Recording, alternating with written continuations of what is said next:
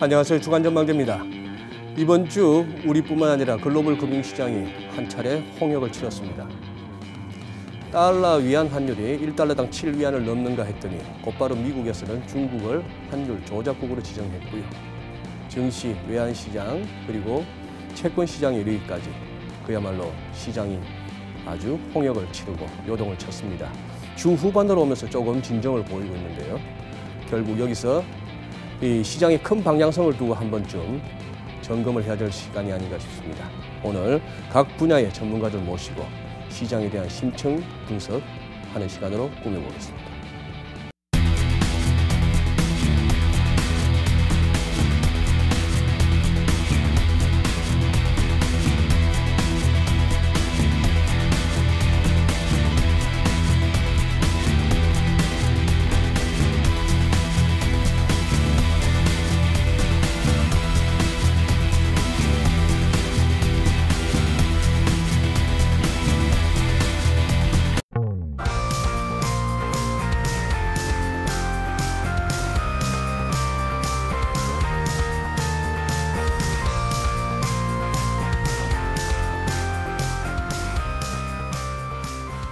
네, 이번 주 주간 전망대 함께해 주실 패널 분들 소개해드리겠습니다.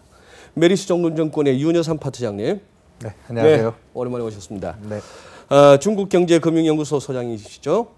전병서 박사님 나와주셨습니다. 네, 안녕하십니까. 네, 박사님 반갑습니다. 유진투자증권의 이상재 이사님. 네, 안녕하세요. 네, 이사님 안녕하세요. 자본시장연구원의 황세훈 박사님. 네, 안녕하세요. 네, 반갑습니다. 박사님 오랜만입니다. 예. 우리 또 전병수 소장님을 또 주간 전망대에서 모시게 돼서 참 영광스럽게 생각하고 또 오늘 또 좋은 말씀 기대합니다. 뭐 자타 공인하시는 또 중국통이시고 우리가 알기 힘든 얘기를 또 많이 해주시는데요. 또 우리 또 윤여상 파트장님 오늘 보니까 많이 시달리셨네요. 오늘뿐만 아니라 이번 주 보니까 많이 시달리신 얼굴이에요. 그죠? 요즘에 금융시장 변동성이 커지다 보니까요. 네. 예, 특히나 뭐 우리나라 주식시장도 너무 힘들긴 하지만 우리나라 금리도 이제 역사상 최저 수준을 지금 기록하고 국고 3년짜리가 이제 1%를 눈앞에 두고 있습니다. 국채선물 차트 보니까 짜릿하더만요. 네, 올해 아찔하다가 해야 되니까. 채권 운용하시는 분들은 지금 속으로 그냥 흐뭇하게 웃고 계시겠죠. 우리 이사님도 자주 뵙습니다만 눈이 쑥 들어가셨네요. 예. 여기저기 많이 참 찾는 데가 많은 때라고 생각하는데 한번 들어가는 말로 한번 그렇게 한번 해보겠습니다. 이번 주 우리 금융시장에 대한 소감 한 말씀씩 부탁드립니다. 그러니 어느 쪽이 방점을 찍으실지는 우리 네 분 다 각각 다를 것 같은데 황 박사님부터. 네, 여름 되면 네. 극장가에 이제 호러 무비, 공포 영화를 많이 틀잖아요. 네. 이제 금융시장을 보면서 이번 주는 진짜 딱 여름에 호러 무비 보는 느낌, 정확히 이렇게 표현해 볼 수 있을 것 같습니다. 옛날 자주 듣던 남양 특집. 네, 남양 특집 호러 무비를 보는 그런 한 주였다라고 네. 요약해 볼 수 있을 것 같고요. 악재가 워낙 계속해서 반복적으로 중첩되다 보니까 네. 시장이 완전히 공포감에 사로잡혀 있다라는 것을 여실히 보여주는 그런 한 주가 아니었나 이렇게 생각합니다. 네. 이사님 어떻게 보셨어요? 예, 같은 생각입니다. 뭐 설상가상이라는 표현을 할 수밖에 없고 네. 엎친 데 덮쳤다라는 얘기를 할 수밖에 없고요. 우리 경제가 가지고 있는 내수와 수출이라는 그런 기존의 불안에다가 네. 지금 작년부터 뒤덮고 있는 미중 무역 전쟁, 여기 일본 문제까지 들어오니까 이게 뭐 다른 긍정적인 걸 찾기가 어려운 그런 상황이 됐고요. 네. 역시 이제 뭐 한마디로 설상가상 그런 국면인 것 같습니다. 그러면은 이따가도 결국 토론을 해야 되는 내용인데 이사님께 살짝 한번 맛배기로 한 곱이 넘긴 것 같습니까? 아직 끝나지 않은 것 같습니까? 예, 아주 미세한 변화 조짐이 오늘 있으니까 조금 반등을 했겠죠. 네. 많이 빠진 데 따른 단기 그런 기술적인 반등 효과도 있고요. 네. 근데 그런 미세한 조짐들 조금 있다가 이제 많이들 지적해 주시겠지만은 그 미세한 조짐이 진짜 신호인지 아니면은 잠깐 시그널로서만 보여주는 거지 네. 이거 진짜로 보기 어려운지는 아직은 좀 판단하기 어렵다. 판단하기 어려운. 네. 조심스러운 견해를 보여주셨고 우리 전 박사님 한번 소감을 여쭤보겠습니다. 글쎄, 한여름의 감기 몸살 그렇게 말씀드리고 싶은데요. 한국 경제는 뭐 유동성은 주식시장은 뭐 미국이고 예. 펀더멘탈은 중국인데 미국이 기침하면 한국이 감기 걸리고 중국이 콧물 흘리면 우리 몸살 나는데 이번에는 양쪽이 다 터져서 이번에 감기 몸살 아닌가 싶습니다.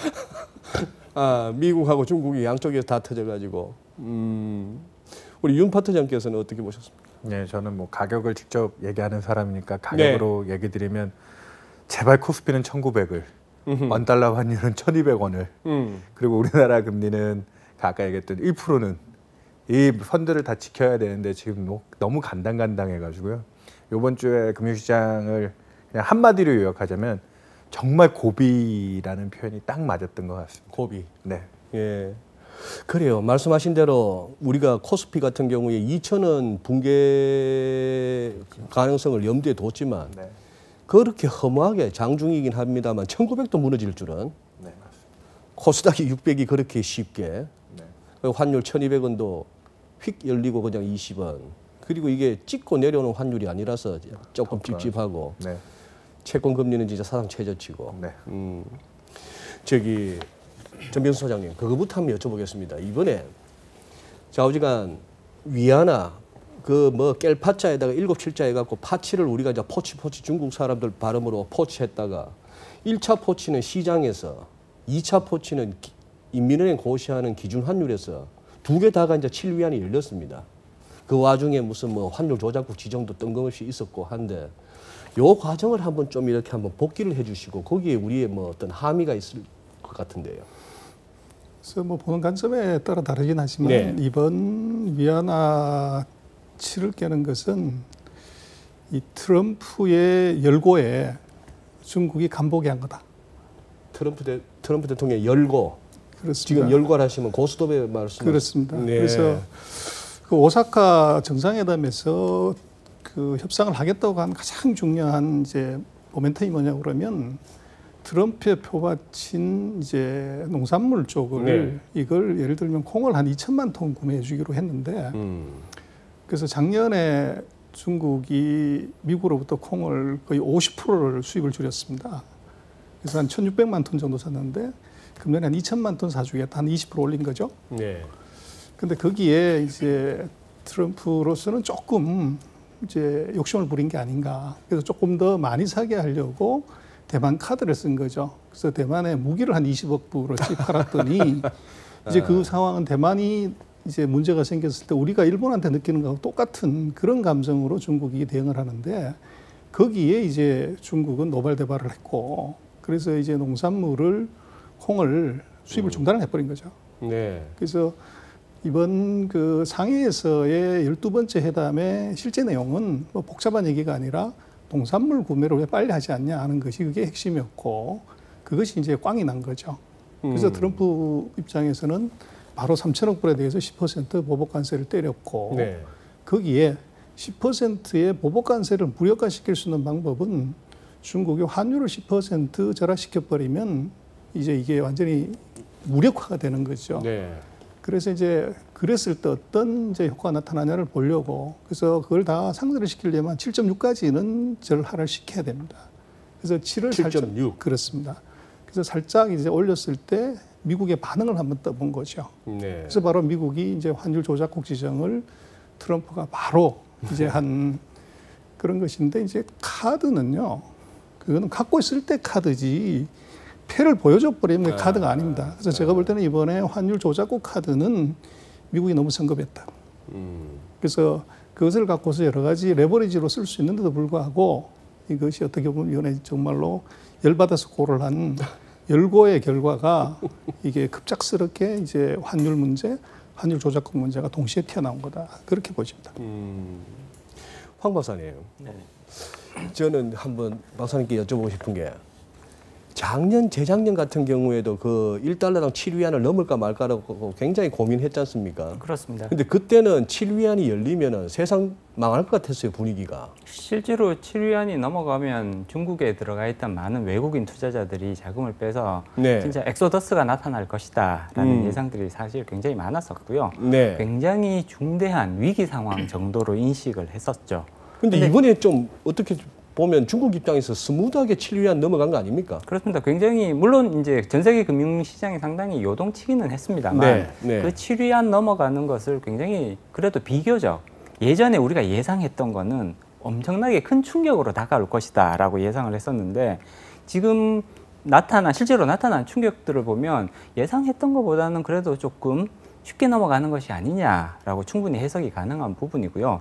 특히나 중국의 입장에서 봤을 때는 이건 굉장히 안도의 한숨을 내쉴 수밖에 없는 그런 상황인 것 같습니다.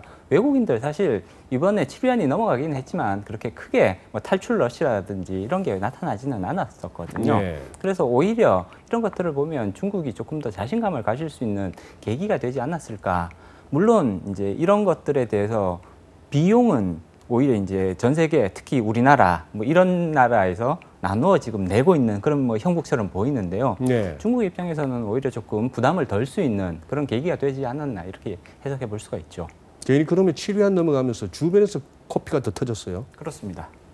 비용을 우리가 나눠서 이제 분담을 하는 주변 국가들이 나눠내고 전 세계적으로. 네네. 이사님 보시기에는 우리 또 전병수 소장님께서는 트럼프 대통령의 환율 조작국 지정에 대해서 조금 이렇게 부정적인 평가를 내리셨는데 이번에 일련의 과정을 보시고 어떻게 평가하십니까?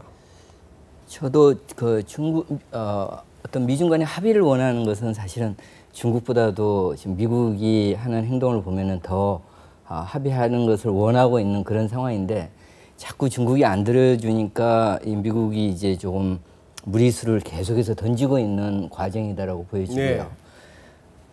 저는 이제 제가 이번에 좀 주목했던 것은 저희가 이 포치하는 거, 7위안이 넘어서는 것에 대해서 좀 민감한 게 우리가 봤던 이유 중에 하나가 2015년 하반기와 2016년 상반기까지 한 1.5조 억 달러 정도의 한머니가 중국에서 유출이 되면서 그게 바로 이제 글로벌 금융위기로 연결되는 당시에 이제 위안화가 큰 폭으로 떨어지면서 그런 사례가 이번에도 좀 나올 수 있지 않는가, 재현될 수 있지 않는가라는 측면에서 이걸 좀 지켜봤는데 재밌는 것은 그 환율 조작국으로 지정이 되고 또 이 7위안을 넘어서면서 중국 정부가 이제 두 가지 조치를 합니다. 한 가지는 이미 알려진 것처럼 약 300억 위안 정도를 환율 안정 채권을 홍콩에서 발행하면서 소위 말해서 역의 위안화 환율이 급등하지 못하게끔 지금 희보 금리가 올라가지 않았는데도 선제적으로 먼저 채권을 발행해서 돈을 유동성을 환수를 해서 역의 위안화 환율의 급등은 막는 조치를 하고요. 두 번째는 이제 오늘 넘겨섰지만은 사실 최근 환율 조작국 지정 이후에 미 달러 가치가 조금 하락했음에도 불구하고 보통 그러면 이제 위안화는 강세로 가야 되는데 그럼에도 불구하고 위안화 환율을 기준 환율을 이렇게 조금씩 계속 올려가는 조치를 하는 거죠. 우리가 알고 있는 중국의 환율 제도는 소위 말해서 블랙박스에 의해서 중국 정부의 의지가 반영된 자유적으로 결정되는 환율이기 때문에 이 정책의 결과다라고 볼 수 있는데 결국은 두 가지인 거죠. 한 가지를 보는 것은 여기에 위안화 환율이 급등할 수 있는 여지를 막음으로 해서 지난 3년 전에 겪었던 유동성의 급격한 유출을 막는 조치를 선제적으로 취하면서 동시에 중국 정부는 미국에 대해서 우리는 니네가 이 관세 인상하는 거에 대해서 우리 관세 부과하는 거에 대해서 우리는 환율로 대응하겠다. 환율 카드를 이제는 쓰겠다라는 것을 명시적으로 중국에다가 보여주는 두 가지 조치를 한 거죠 이번에. 그게 이제 앞으로 9월부터 시작되는 미중 무역 협상에 어떤 결과를 전개될지 좀 봐야겠지만은 카드는 이번 상황에서 카드는 중국이 보여줬다. 미국이 10% 관세 부과한 거에 대해서 우리도 이제는 이렇게 가겠다. 지금까지 작년 하반기부터 시작했던 미중 간의 무역 협상에서 한 번도 보여주지 않았던 중국의 태도가 이번에 나타났다라고 지금 의미를 좀 부여할 수 있는 것 같습니다. 그럼 외신에서 보도되는 중국에서는 환율을 갖다가 어느 정도 무역 전쟁 과정에서 무기화할 수 있다는 살짝 그 의지를 보였다고 볼 수 있는 거죠. 예, 그런 의지로 보였습니다. 알겠습니다. 윤 파트장님, 7월 31일 날 파월이 금리를 내려줬습니다. 네, 내렸죠. 내렸다기보다는 내려줬습니다. 정확한. 예, 정확한가요? 네. 그렇게 연준이 자존심 구겨가면서 스타일 구겨가면서 그렇게 금리를 내렸는데 그 이후에 지금 미국 주식은 많이 깨졌어요. 네, 맞습니다. 어디 미국만 깨졌겠습니까? 이렇게 금리 인하 효과를 갖다가 확 까먹는 경우도 드물죠. 일단은 근데 연준이 내려주긴 했지만 방금 얘기했던 그 자존심을 지키려고 미국의 나쁘지 않은 그 펀더멘탈 상황에서 다음 인하에 대한 기대를 조금은 소극적으로 가져갔고 트럼프 대통령이 그날 아침에 바로 트위터로 그 모든 걸 설명했죠. 너무 실망스럽다. 그리고 심지어는 어저께도 또 한마디 더 했죠. 네. 우리는 중국하고도 싸워야 되지만 내부적으로 패드가 더 문제다. 문제는 중국이 아니고 연준이다. 연준도 분명히 이제 쓸 수 있는 정책에 대한 그리고 올해 지금 통화 정책을 분명히 이번 7월에 인하하면서 경제가 나쁘기 때문에 인하가 아닌 예방적인 차원에서 뭐 1995년 할애까지도 직접 거론하면서 파월 의장이 어느 정도 금융시장의 기대를 좀 충족하려고 했지만 금융시장은 그보다 더 앞선 탐욕을 갖고 있었고요. 네. 그렇기 때문에 실망스러운데 그 다음날 바로 트럼프 대통령이 중국의 관세부가 이슈를 던지면서 미국 금융시장에도 충격이 들어왔고요. 네. 그래서 지금 덕분에 9월 달에 원래는 금리 인하를 그래도 할 수 있을까? 파월 의장 발언 때문에 기대치가 한 60~70%를 프라이싱하던 시장이 주가 빠지자마자 바로 또 이제 9월에 인하 기대를 100%로 올려놨고요. 인하 기대가 100% 또 올라갔다. 그래서 미국 10년짜리 채권 금리가 7월 FOMC 전후에서 2% 전후였는데 그게 지금 현재 1.7%까지 또 추가적으로 30bp 정도는 또 가라앉아 버렸습니다. 2%에서 1.7%. 네. 주식으로 치면 한 인덱스 기준 한 4~5% 올랐다고 보시면 되죠. 그 30bp라도 한 4%에서 3.7% 온 거하고 또 다르잖아요. 아, 그럼요. 낮아질수록 1bp의 가치가 굉장히 커지니까. 네. 저기 전 박사님, 이거 한번 여쭤보겠습니다. 지난 5월 5일 날 트럼프 대통령의 그 트위트 말입니다. 그 무역 협상 판 깨는 거, 고위 협상 다 해가지고 합의문까지 다 왔는데, 근데 지금까지 들리는 얘기로는 시진핑 주석이 내가 책임질게 해서 그거 하고 나서 판이 깨졌고, 트럼프 대통령은 계속 트윗에서나 무슨 공개적으로 이렇게 갈 때마다 이 판을 깬 거는 중국이다 하는데 사실입니까? 그게 팩트입니까? 그렇습니다. 전 세계 어떤 나라가 네. 최강대국 미국하고 10번의 회담을 해서 구도 합의까지 한 거를 그걸 엎을 수 있는 나라가 있냐는 거죠. 그래서 그게 이제 중요한데 지금 중국이 어떻게 이제 그걸 엎었냐 하는 것을 놓고 보면 이제 언론에서 많이 얘기하는 이제 무역 전쟁에 그 승부가 났다. 미국이 완승했고 중국이 완패했다고 하는 것이 이게 잘못됐다는 거죠. 그래서 무슨 말인가 하면 트럼프 대통령이 취임했을 때 무슨 얘기를 하냐면 이 미국의 일자리를 뺏어간 나쁜 놈 두 놈이 있는데 여기에 45% 보복 관세를 때려서 혼내주겠다고 하는 것이 멕시코하고 중국입니다. 그런데 이걸 안 때렸어요. 네. 그리고 작년 4월 달부터 시작을 해서 무역 전쟁을 시작을 해서 7월 달에 500억 불에 대해서 이제 25%를 때렸고 그럼 500억 불에 25%를 때리면 상대가 이제 항복을 해야 되는데 상대도 똑같이 500억 불에 대해서 25%를 때렸다고요. 그럼 상식선을 생각하면 이걸 죽이려면 어떻게 해야 되냐. 네. 그럼 2천억 불에 대해서는 상식선에서 50%나 100%를 때려야 되겠죠. 근데 놀랍게도 트럼프는 10%를 때리고 그만뒀어요. 그러면 45% 때린다고 했다, 25% 때린다고 했다, 10%를 때렸을 때 중국이 겁을 먹을 거냐. 그래서 중국이 이제 간을 본 거죠. 그리고 이번 같은 경우도 화가 나서 3천억 불에 대해서 때린다고 하면 25%를 때리지 최소한 왜 10%를 때리냐는 거죠. 그래서 그 답은 월마트에 있습니다. 예? 월마트? 그래서 월마트에서 파는 물건의 원산지를 놓고 보면 46%가 메이드 인 차이나고 19%가 메이드 인 USA입니다. 아마 2012년인가요? 어떤 미국의 여기자가 회사 그만두고 메이드 인 차이나 없이 살아보기를 테스트를 해봤는데 한 달을 못 버텼습니다. 아하. 그래서 3억 2천만의 거대한 인구가 쓰는 일상용품을 전 세계 최저 가격으로 공급할 수 있는 다른 대안이 있으면 25%든 50%를 때리는 것은 유효하지만 그렇지 않다고 하면 이것은 소비자의 부담 그리고 표로 연결된다는 것이죠. 그래서 이미 이제 중국으로서는 이 트럼프의 약점을 본 거죠. 그래서 이게 회담에 대해서도 150페이지짜리를 확 줄여서 40페이지를 날려버리고 101페이지를 우리 의견에다가 내보내는 이것은 제가 볼 때는 미국은 힘으로 이제 누르려고 하는 것이고 중국은 제가 볼 때는 객관적으로 어떤 조건에서도 지금 객관적으로 놓고 있으면 중국은 미국을 절대 이길 수 없습니다.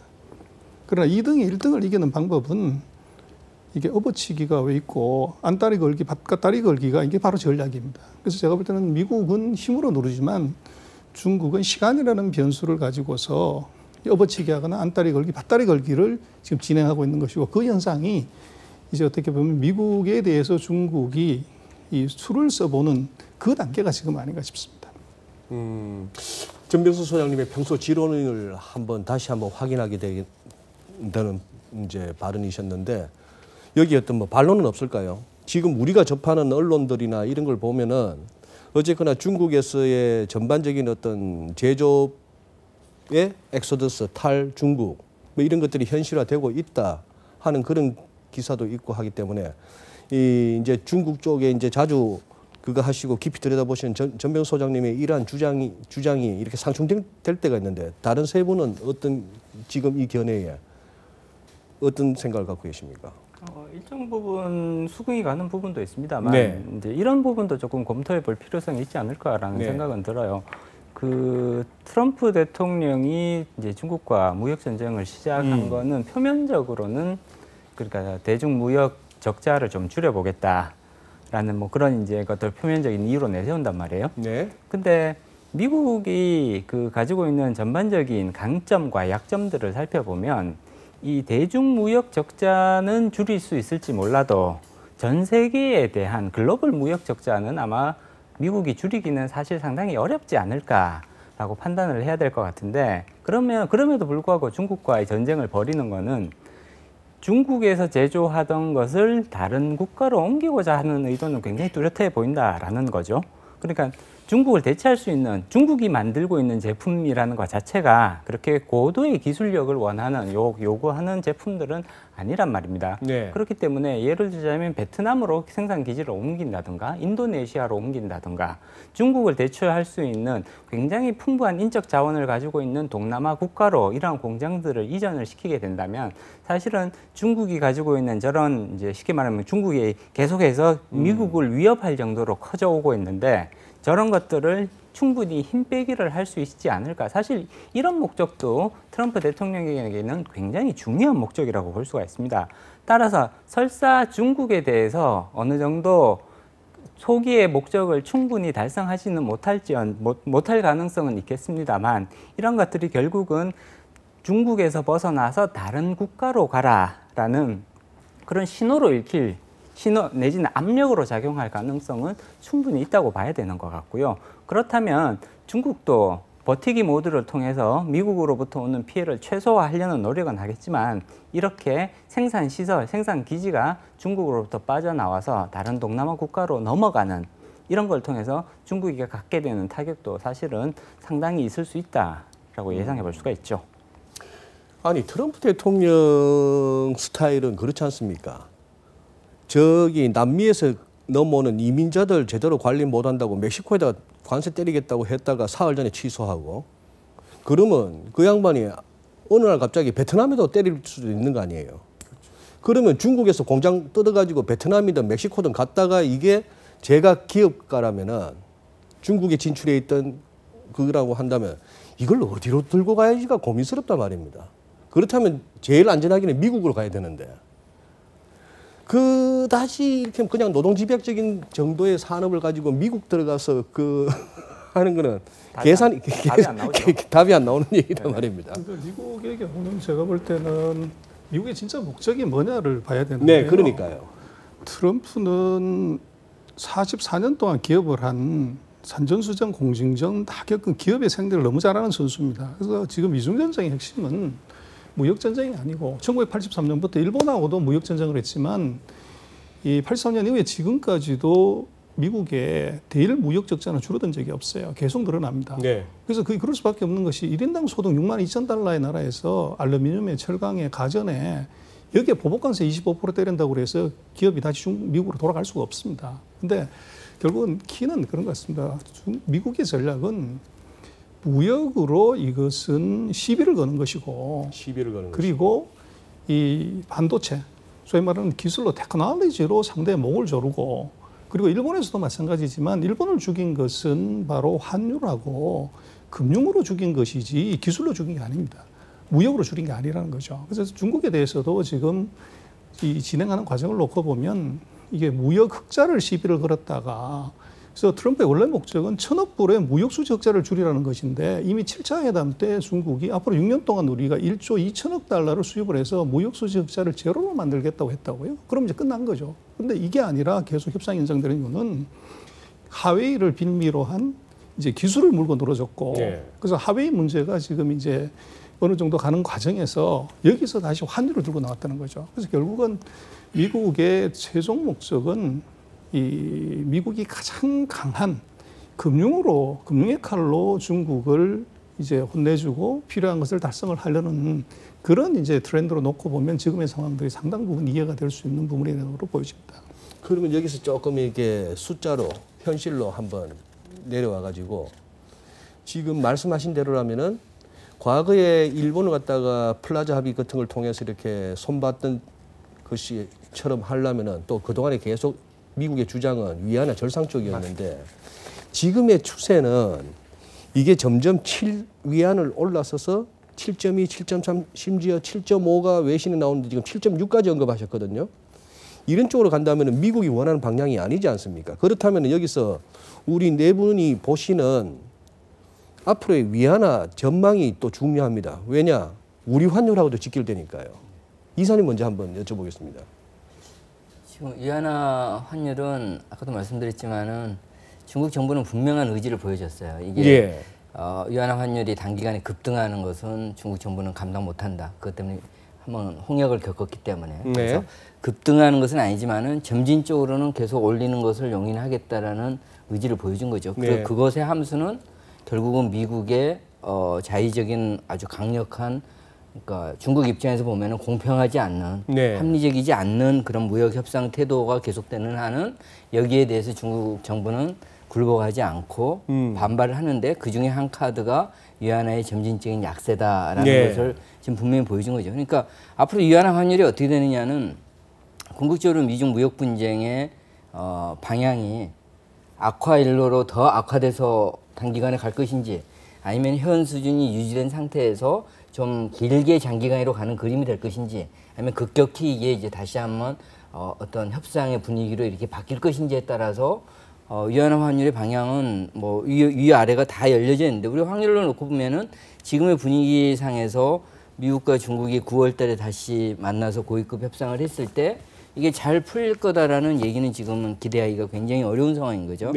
그런 상황임을 놓고 보면은 지금으로 봐서는 위안화 환율이 뭐 중국이 원하는 그런 10%가 될지 10% 달성하면은 중국은 25%로 3천억 달러에 대해서 또 올리겠죠. 지금 그 전에도 그랬듯이 뭐 그렇게 이렇게 갈지에 대해서는 봐야겠지만 지금의 방향은 상당 부분 위안화의 강세 기조가 위안 달러 환율의 상승 기조가 조금 전개될 가능성이 크다. 위안화의 절하 기조가 원 달러 환율도 그래서 지금 1,200원 선 넘어서는 것이 일시적인 잠깐 닿고 다시 내려가기에는 지금 여건이 그렇게 만만치 않다라고 같이 지금 조금 보여지는 상황인 거죠. 윤 파트장께서 지난번 나오셨을 때 2번이나 말씀하셨던 게 철없는 주식시장이라 하셨어요. 기억나시죠? 네, 철없는 주식시장이 결국 이 복도위에 고생을 했습니다. 네, 맞습니다. 채권 시장은 놀았고요. 네, 채권 시장은 상대적으로 좋아요. 네, 환율 보시잖아요. 지금 방금 얘기하셨던 것 중에 저도 이전부터 제가 은행 쪽의 PB들이나 리테일 쪽에 조금 간단하게 이렇게 복잡한 경제 지표들을 안 보시는 분들한테는 아주 심플하게 제 그 직관적으로 네이버만 쳐도 나올 수 있는 가격 지표로 얘기했던 게 6.7위안 천국, 7위안 지옥이라고 얘기 드리고 다녔거든요. 6.7위안 천국. 예, 7위안 지옥.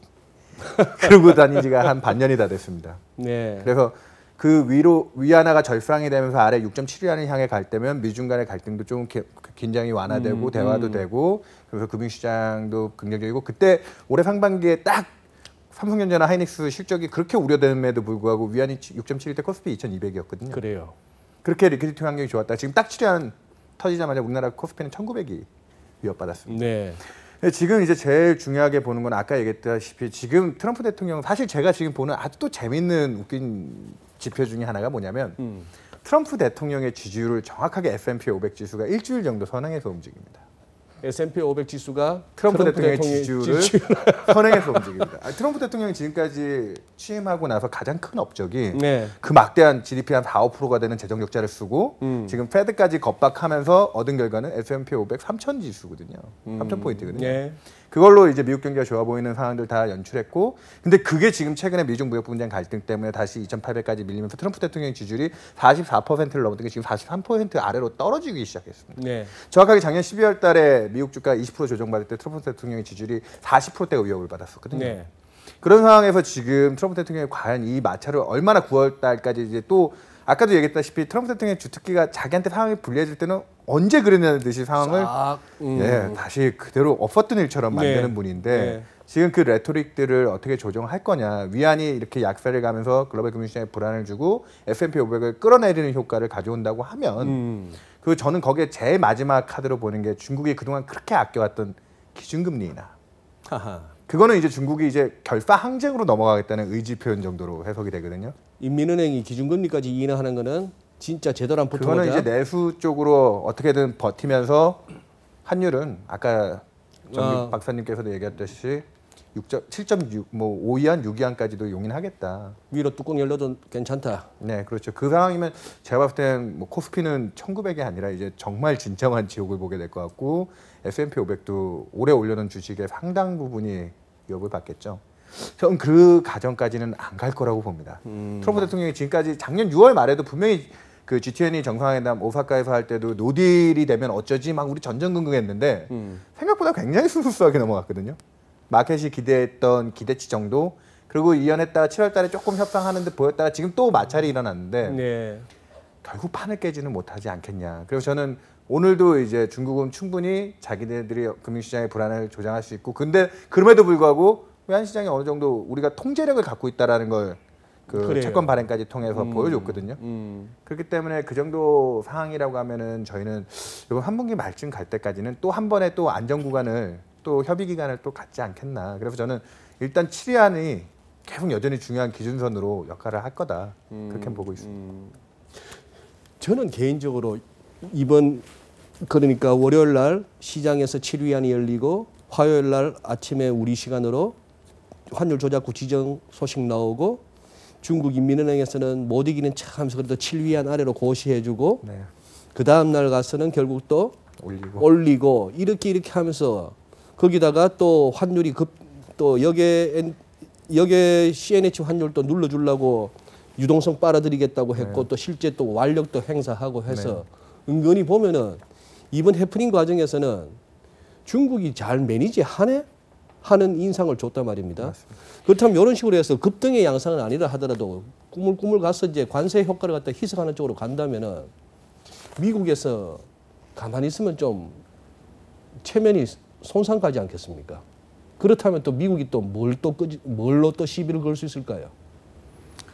그래서 지금 이제 환율은 중국 환율은 심플하게 보면 되는 것이 심플하게. 지금 이게 그 외환의 수급과 경제 펀더멘탈랑 아무 관계 없이 움직이는 이것은 아주 고도의 외교 정치적인 행위로 이걸 봐야 되고요. 네. 최근 6.3에서 거의 7까지 절하가 됐다가 다시 6.7로 떨어졌다 다시 7로 가는 것은 그 주기를 정확하게 보면은 미중 협상이 순탄하게 굴러갈 때는 이것이 절상이 되고 삐걱거릴 때는 항상 절하가 돼 있습니다. 네. 그래서 이게 7.6까지 갈 거냐 7.4까지 갈 거냐 하는 것은 추가적인 협상의 이 어떻게 보면 강도에 따라서 이건 달라지는 것이고 그래서 지금 중국으로서는 똑같이 내지르기는 했지만 네.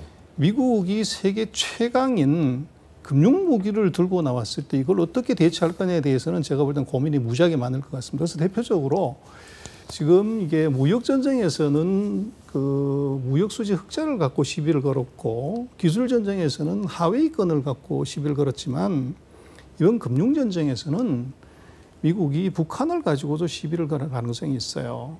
그래서 북한은 지금 전체 수출의 90% 이상을 중국으로 수출하기 네. 때문에 수출한 대금을 어떻게 이제 받았냐고 그럴 때 이걸 은행 계좌를 통해서 줬다고 하면 이건 세컨더리 보이콧 위반에 중국 은행이 걸리는 것이죠. 네. 그렇게 되면 이것이 전 세계 은행과 거래를 못하게 만들 수가 있고 그리고 더 이제 뭐 시니컬하게 가려고 치면은 그 스위프트 같은 전 세계 결제망에서 중국을 제외해버리면 이것은 뭐 하웨이 사태나 무역수지 흑자 사태나 이것하고는 이 비교가 안 되는 이제 대형 사고가 터질 수가 있는데 그래서 이걸 이제 어떻게 볼 거냐는 거고 지금 환율의 방향은 저는 그렇게 생각을 하는데요.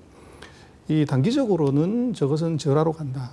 그래서 이 절하로 가는 이유는 미국이 그 어떻게 보면 무역 협상을 지속적으로 유지를 한다고 하면 먼저 절하를 시켜 놓고서 10% 절상을 시켜서 다시 6.9나 6.7이나 6.6으로 만드는 것이 중국으로서는 본전 찾기를 하는 것이기 때문에 지금 혼란기에 절하를 시키는 것이 아까 말씀하신 그 국가의 어떻게 보면 힘을 보여주는 쇼업일 수도 있고 그리고 미국이 요구했을 때 10% 절상했잖아 할 수 있는 것도 있다는 거죠.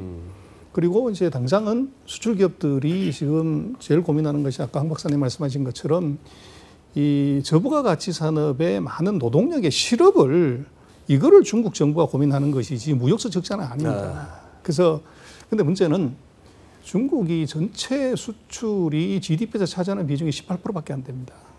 그래서 지금 사실은 중국은 수출이 안 되면 망한다 이렇게 생각하고 중국이 미국으로 수출한다면 뭐 어렵다 그러지만 미국으로 수출하는 게 18%, 토탈리 미국이 수출이 중국 GDP에 차지하는 비중이 3.6%밖에 안 돼요. 그래서 지금 중국으로서는 수출은 뭐 더 이상 신경 안 쓰는 거고 내수 부양에 올인을 하는데 내수 부양의 위안화 절상이 효과적이냐 절하가 효과적인 건 명약관합니다. 그래서 중국 두 가지 문제. 장기적으로 내수 부양을 하기 위해서는 환율은 절상이 되는 것이 맞다.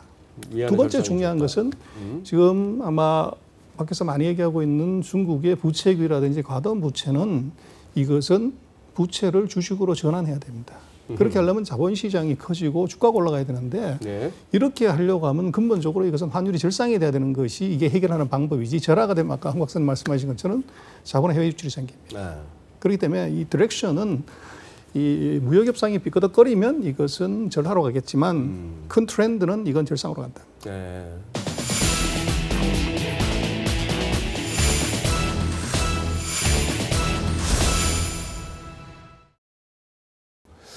예, 시간이 한정적이니까 중국 얘기만 할 수는 없고 황 박사님 지금 한국하고 일본 문제 이거 양쪽 다 한국이든 일본이든 이제 조금 출구 전략을 좀 모색해야 될 때 아닙니까?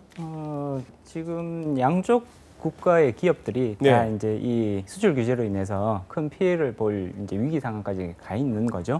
그렇기 때문에 경제적인 부담이 크기 때문에 여기서 이제 빨리 빠져나오는 것이 서로에게 도움이 된다. 여기에 대해서는 기본적으로 인식이 같을 겁니다.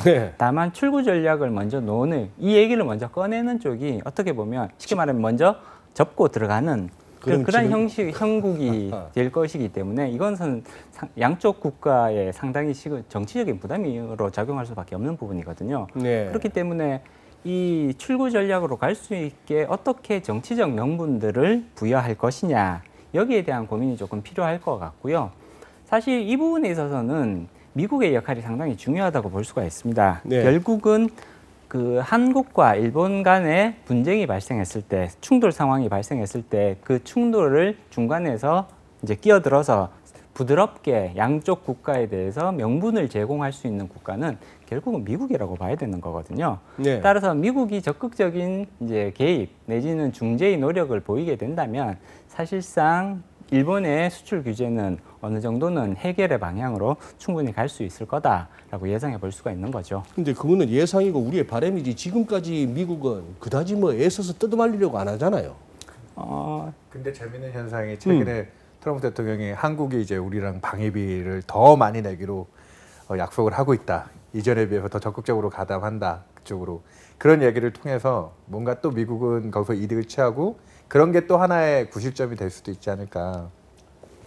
좀 별개라고 보여지는 거죠. 그거는 뭐 트럼프 항상 했던 어느 나라에나 하는 방위비 부담금 올리는 그런 어떤 기업가 내지는 장사꾼으로서 한 속성인 것 같고요. 결국은 전 지금 현재 최선의 방안은 여기서 악화되지 않는 거, 더 이상 추가적으로 악화되지 않는 거. 우리 입장에서는 뭐 사실 우리가 조금 더 수세에 있는 것은 분명한 거죠. 우리가 자본주의 소비재를 소재를 더 많이 수입을 해야 되니까. 여기서 우리도 제스처를 일본을 뭐 백색 국가로 지정을 하든지 내지는 반일 분위기를 만들든지 하는 것에 대해서 뭐 우리의 기조는 유지하지만은 그 기조를 현 수준 정도에서 유지를 하고 네.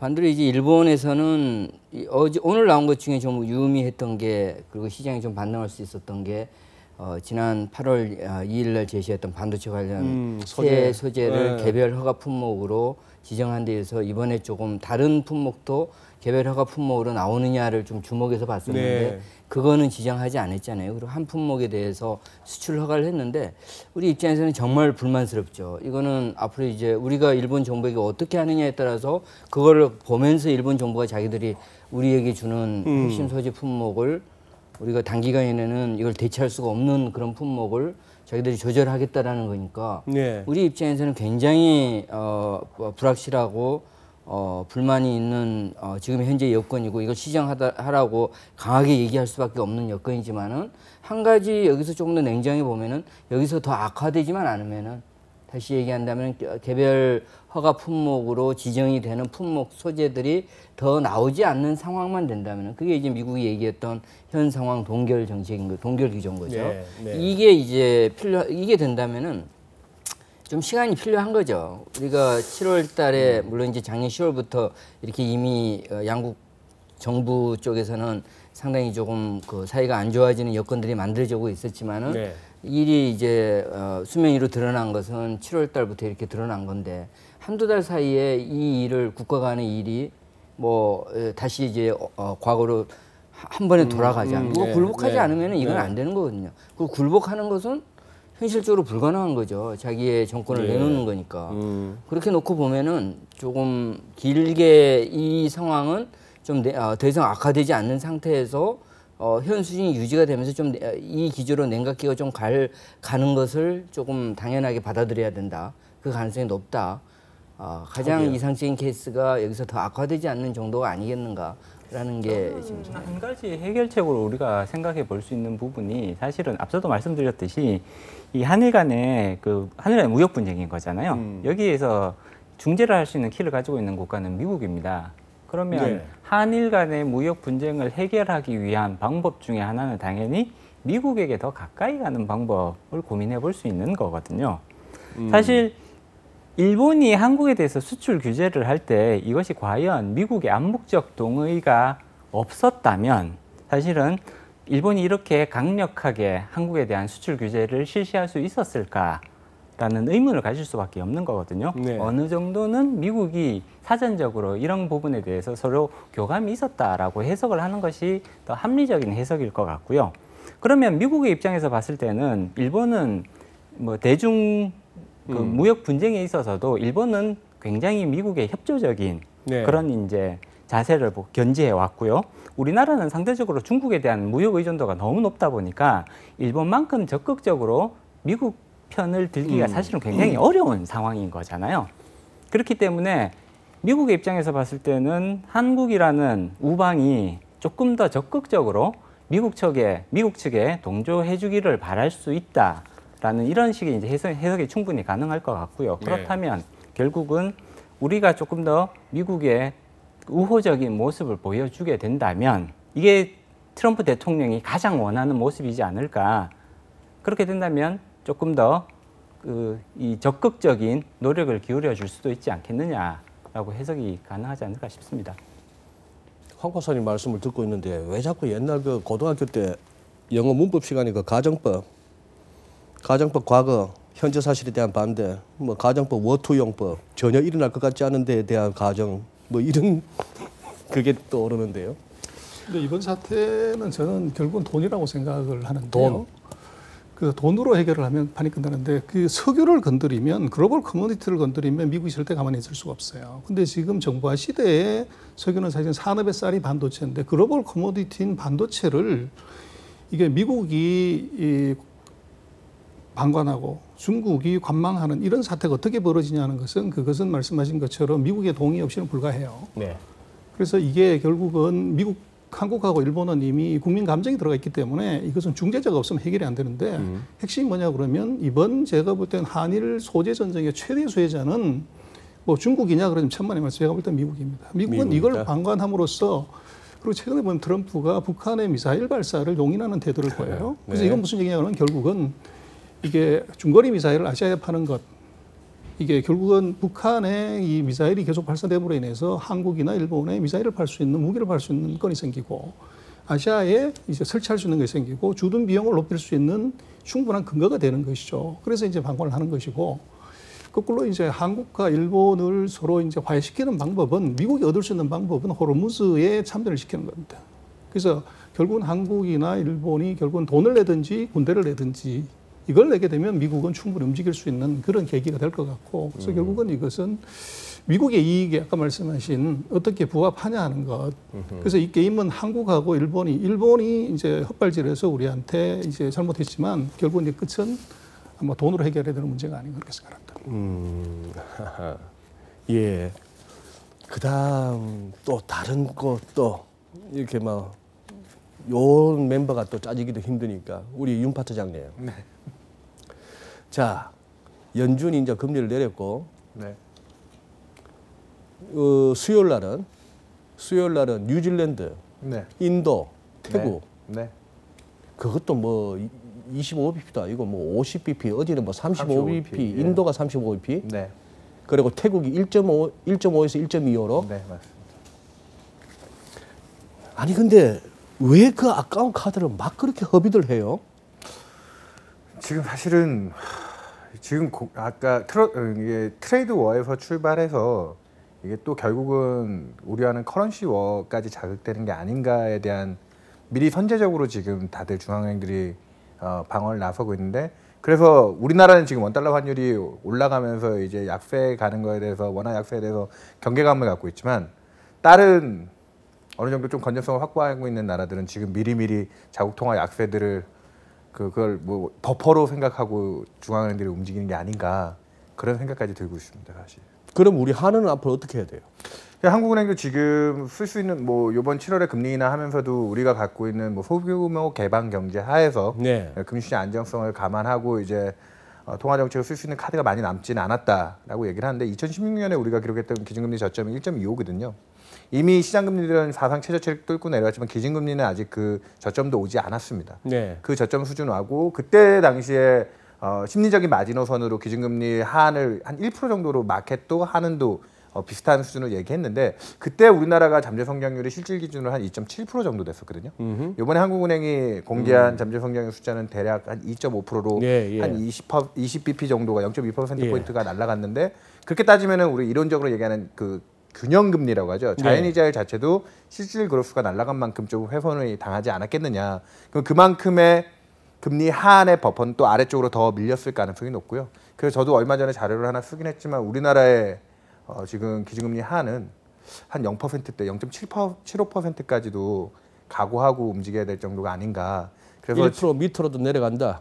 그렇죠. 우리는 경방수지 흑자라고 하는 기본적인 그 글로벌 캐시플로우의 안전 측면이 있기 때문에 그리고 뭐 외환 보유고도 충분하고 순채권 국가 지위까지를 감안하면 뭐 지금 방금 태국이 기준금리 1.25까지 내려가는데 우리나라도 그 이하 기준금리를 트라이할 가능성이 있어 보이고요.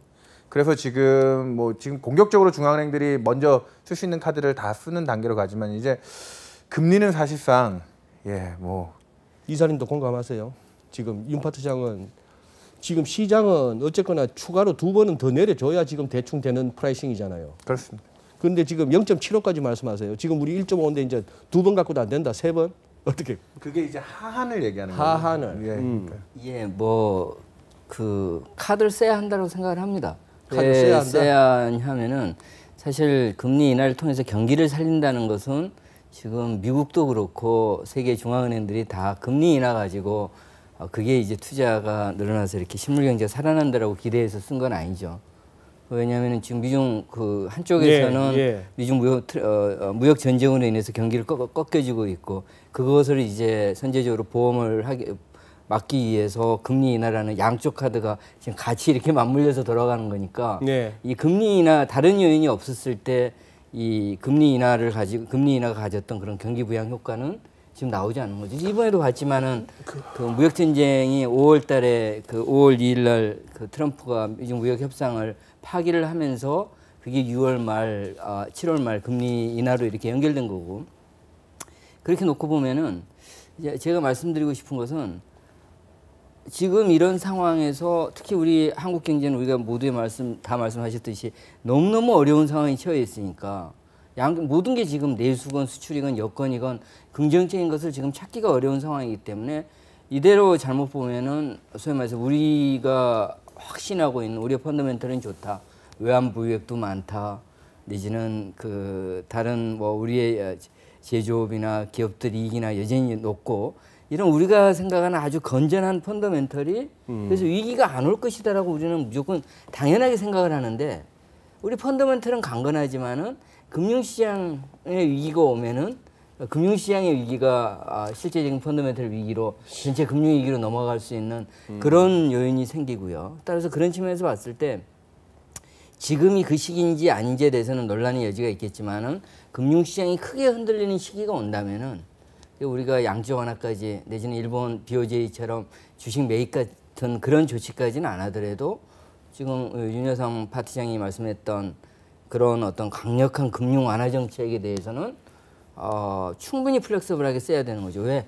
금리는 충분히 인하시켰다가 여건이 좋아지면 올리면 되니까. 재정은 세금을 인하하고 적자 국채를 발행을 해서 재정 적자를 확대를 하면은 그걸 나중에 재정 건전성을 높이기 위해서 세율을 인상하기는 굉장히 어렵잖아요, 이게. 네. 이 소위 말해서 비대칭적인 거거든요. 대신에 금리는 얼마든지 내렸다가 좋아지면 올리면 되는 거거든요, 이게. 네.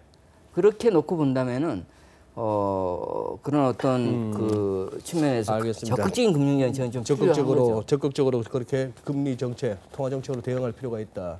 그러면 이 부분은 어떨까요?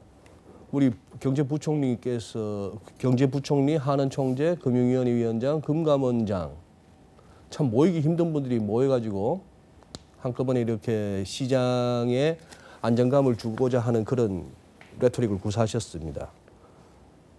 이러다가 지난번 코스피보다 더 떨어지고 지난번 환율보다 더 올라가면은 네 분이 또 모이셔야 되나요? 아니면 지금 시장이 남들이 같이 이렇게 좀 한숨 돌리니까 이런 겁니까? 아니면 그분들의 그 어떤 시장 안정 어떤 조치 내지는 그렇게 하자 하는 어떤 그 위무 노력이 시장이 어느 정도 통한다고 보시는 겁니까? 좀 직구전 질문인 건 압니다만. 예, 통하지는 않겠지만은 그래도 할 도리는 해야 한다고 생각합니다. 왜냐하면은 결국은 심리이기 때문에 심리가 무너지면은 그리고 거래 상대방에 대해서 신용을 하지 않는 순간 금융위기는 오는 거거든요. 그러니까 네. 금융기관가 아니건 주식시장에 참여하는 주식시장 참가자들이건 간에 신뢰가 무너지면은 상대방에 대한 신뢰가 무너지면은 금융시장은 무너지는 거고 그게 바로 경제와 금융위기로 연결이 되는 거거든요. 외환위기로 연결되는 크라이시스로 연결이 되기 때문에 이걸 막기 위해서는 설령 도움이 되건 안 되건 간에 이 보여줄 수 있는 심리 안정이 필요한 조치라면은 다 써야 되는 거죠. 특히 이번 주 초같이 미중 무역 분쟁이 다시 관세가 부과가 되고 그러면서 시장이 하루에 이렇게 50포인트가 이렇게 알겠습니다. 빠져나가는 그런 모습이 나올 때는 어느 정도 필요한 거다. 당연히 조치를 취해야 되는 거죠. 할 수 있는 조치는. 그러면 또 뭐 욕먹을 질문 하나 해보겠습니다. 공매도 규제하려면은 미수 지르는 것도 신용거래도 같이 그거 해야 되는 거 아닙니까? 왜 올라가는 거는 빚내가면서 하라 그러고 빠질 만한 거에 대한 어떤 해지 방안일 수도 있는 공매도는 안 된다 그러고 이거 운동장이 기울잖아요. 그러면 추 대통령 말 맞다나 그 부분은 어떻게 생각하십니까?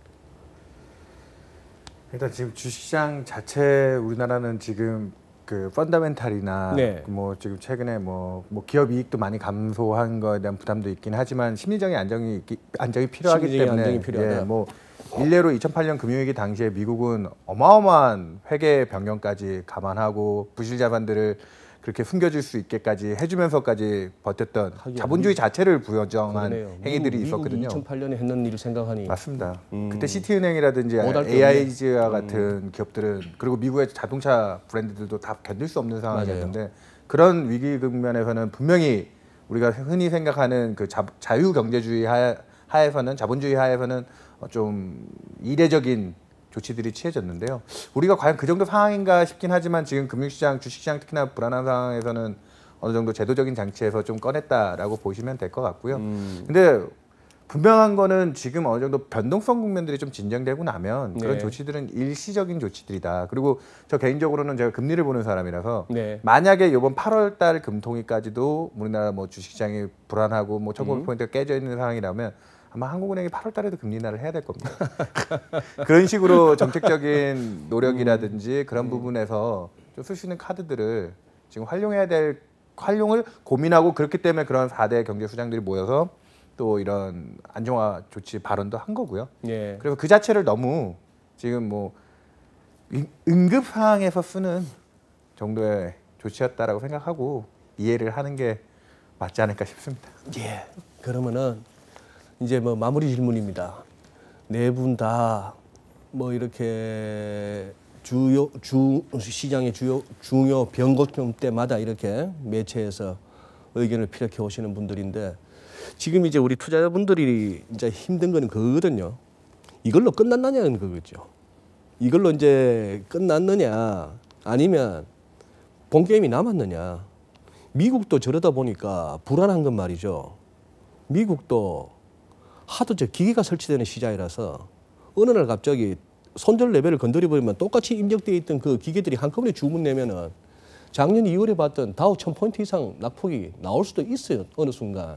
어젯밤에도 그게 나왔습니다. 어젯밤에 유럽 쪽에서 그 선생이 좀 나쁘게 나왔다 해서 독일 금리가 급락하자마자 미국 10년 금리가 따라서 뭐 1.7 깨고 내려가기 네. 시작하니까 2년 10년 스프레드가 10bp 이내로 줄어버렸거든요. 어저께 7bp까지 줄어드는 모습이 나오자 다우나 나스닥 그 S&P 선물들이 플러스에서 순식간에 마이너스로 돌면서 거기 프로그램 매매들이 반응했다고 하더라고요. 네. 제일 중요하게 거는 시그널 중에 하나가 미국의 장단기 금리가 특히나 페드가 저렇게 완화적인 정책을 펼치고 있음에도 불구하고 2년짜리보다 10년짜리가 역전을 시킬 정도로 상황이 몰린다고 하면 네. 주시장에서는 그게 가장 위험 신호로 여기고 있는 것 같거든요. 그리고 아까 포치라고 하는 아시아권에서는 위안화의 가치가 되게 중요하지만 미국 금융시장에서는 지금 미국의 2년짜리, 10년짜리 스프레드가 과연 페드의 통제력을 잃고 그 부분이 역전된다고 하면 주식시장에서는 작년 12월 달 이상의 공포 국면이 나올 수도 있습니다. 그래서 그런 확인 안 되는 얘기가 도는구만요. 밤사이에 그 PPT 맞습니다. 폭락 방지팀이 가동됐다는 얘기가 뉴욕에서. 자, 그러면 이렇게 이제 마지막 질문입니다. 뭐 한 1, 2분 정도로 이렇게 시간을 할애하셔가지고 그리고 우리 투자자분들한테 지금의 이 의문점 말입니다.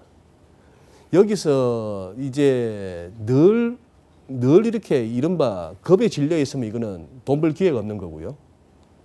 또 그렇다고 늘 막연한 낙관론에만 젖어 있거나 막연한 기대감으로 있다가는 이 한 방에 훅 가는 거예요.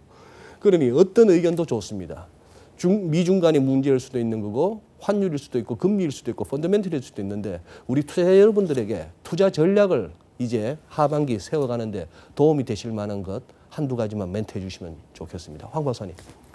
네, 일단 하반기 경제 변화 내지는 주가 변화에 있어서 가장 큰 키를 쥐고 있는 것은 두 사람이겠죠. 트럼프와 시진핑. 이 두 사람이 가장 큰 키를 쥐고 있을 것 같습니다. 그리고 트럼프 같은 경우도 계속해서 강공만 하는 스타일은 아니고요. 강공을 했다가 또 일시적으로 또 풀어줬다가 다시 또 강공을 이어가는 이런 이제 전략을 오히려 더 즐겨 쓰는 이제 그런 패턴이 나타나고 있습니다. 따라서 지금 굉장히 주식 시장도 어렵고 금융 시장이 전반적으로 다 어렵지만 트럼프가 조만간에 또다시 유화 정책으로 급선회할 가능성은 충분히 염두에 두셔야 될 것 같습니다. 그럼 장이 살아날 수도 있네요. 물론 그럴 가능성은 충분하다고 전망을 해봐야 될 것 같고요. 물론 유화 정책으로 선회한다고 해서 거기서 미중 간의 최종적인 협상이 타결될 것이냐, 이 가능성은 오히려 더 낮겠죠. 그렇지만 일시적으로 다시 또 좋아졌다가 다시 또 강공으로 해서 분위기가 냉각되는 이러한 장세가 당분간은 다시 말해서 이렇게 사이클을 그리면서 이러한 장세가 이어질 가능성을 오히려 더 높게 염두에 두셔야 될 것 같습니다. 따라서 주가가 많이 빠진다고 해서 너무 공포심에 사로잡히는 것도 저는 좀 지양할 필요가 있을 것 같고요. 반대로 주가가 반등하게 되면 이제 다시 이제 완전히 또 좋아지는구나. 또 이렇게 또 지나치게 낙관적인 전망으로 가져가는 것도 좀 지양할 필요가 있습니다. 주가가 이렇게 그 두 사람의 그 협상 과정에서 계속해서 이게 올라갔다 내려갔다를 반복하는 것이 오히려 자연스러운 모습이라는 것들을 인지를 하고 이러한 주가의 등락에 따라서 조금 유연하게 포지션을 가져가시는 것이 합리적인 선택이 되지 않을까라고 생각해 봅니다. 얼핏 들으면은 결 잘 타면은 떼돈을 벌 것 같은데 이미 물린 상태에서는 이거 답답한 얘기입니다. 양바닥을 맞을 수도 있죠. 네, 이상재 이사님. 예, 제가 드리고 싶은 말씀은 주가가 빠졌다 그래서 주가가 빠지면은 하락했으니까 싸졌죠. 네. 싸다 그래서 사지는 말자라는 말씀입니다. 그러니까 단기 반등, 주가 많이 빠졌으니까 이제 반등이 나올 거야라는 기대 심리를 가지기보다는 주가의 하락을 초래했던 우리가 알고 있는 요인들, 말씀하신 미중 무역 분쟁이 어떤 가닥을 잡을 수 있는 조금이라도 개선될 수 있는 조짐이 나오는가, 네. 일본의 우리에 대한 수출 규제 쪽에서 뭔가 변화의 여지가 있는가, 이런 요인들의 즉 하락했던 요인들의 개선의 변화의 조짐이 있는가 없는가를 보면서 주식시장에 대한 판단을 해야지. 주가가 1900선이 깨졌으니까 이제는 싸기 때문에 주가가 싸기 때문에 이제는 들어갈 시기다. 이런 판단은 조금 어렵다. 왜냐하면 주가가 1900에 왔음에도 불구하고 우리의 12개월 포워드 EPS 기준에 PER은 11배거든요. 굉장히 높은 상황이거든요. PBR은 물론 낮아졌지만은 네. 워낙 기업 이익이 떨어졌기 때문에 PER 개념에서 지금의 주가는 싸지 않거든요. 그래서 주가 자체를 보기보다는 주가를 움직이는 요인들의 변화의 여지가 생기는지 안 생기는지를 보면서 우리가 투자의 방향을 정하자라는 말씀을 드리고 싶습니다. 네, 전 박사님. 물은 높은 데서 낮은 데로 흐르지만 돈은 낮은 데서 높은 데로 흘러갑니다. 그래서 이번 상황은 이제 다 2009년처럼 다시 한번 제로 금리가 왔을 때 그 랠리를 기대하지만 역사는 반복은 되지만 같은 모양으로 오지 않습니다. 그리고 지금 이제 세계적인 금리 인하는 스타트 라인에 있는 것이지 이게 엔드 라인이 아니에요. 그렇게 되면 이것이 지난과 같은 그런 화려한 불꽃놀이가 아니라 이제 앞으로 이게 구렁텅이가 있을 수가 있다는 것이죠. 그래서 제가 볼 때는 지금 이 금리 인하의 다운 사이클의 엔터런스라는 것을 하나 기억해야 될 필요가 있을 것 같고, 두 번째는 세계 평균을 못 따라가는 성장률, 한국만 놓고 보면 PR이든지 PBR이든지 이게 아니라 전 세계 GDP 평균이 3%, 3.6% 가는데 우리가 지금 1점 얼마, 2점 얼마 이렇게 되면 결국은 이게 돈이 떠나게 되고, 돈이 떠나면 기업이 떠나게 되고 사람이 떠나는 이런 현상이 나타난다는 것이죠. 그래서 제가 볼 때는 우리가 좀 심각하게 봐야 되는 2013년 이후에 지금까지 우리의 성장률이 세계 평균을 못 간다고 하면 또는 fly to overseas, 이게 일본이 과거 30년 동안 했던 것처럼 와다나베 부인이 우리한테 그대로 재현될 수 있는 가능성이 있고 이런 현상이 벌어진다고 그러면 이것은 굉장히 시리어스한 상황이고, 또 하나 나쁜 점은 중국이 지금 세계 3대 지수가 이게 다 금년도부터 내년 3월까지 해서 다 중국이 편입이 됩니다. 그러면 이제 에머징 마켓에서 한국의 비중은 무조건 줄어야 되고 중국은 계속적으로 이 포션을 나중에 100%까지 올리기 때문에 우리로서는 전혀 펀더멘탈과 관계없는 팩터들이 영향을 또 받을 수 있다는 것이죠. 그래서 저는 조금 그런 금리 인하의 다운사이클의 초입, 그다음에 한국의 펀더멘탈의 치명적인 약화, 그리고 우리 옆집에 중국의 저런 제도적인 요인에 의해서 한국 돈을 빨아들일 수밖에 없는 이 변수를 고려해서 이 투자를 해야 되는 거 아닌가 그렇게 생각합니다. 네, 예, 감사합니다. 우리 윤 파트장. 네, 저는 뭐 금리를 보는 사람이라 이 낮아지는 금리에 대한 고민들이 요즘에 아주 특이한 현상으로 발현되고 있는데요. 얼마 전에 이코노미스트에서 썼던 칼럼 제목 중에 하나가 롤렉스에 투자하라요.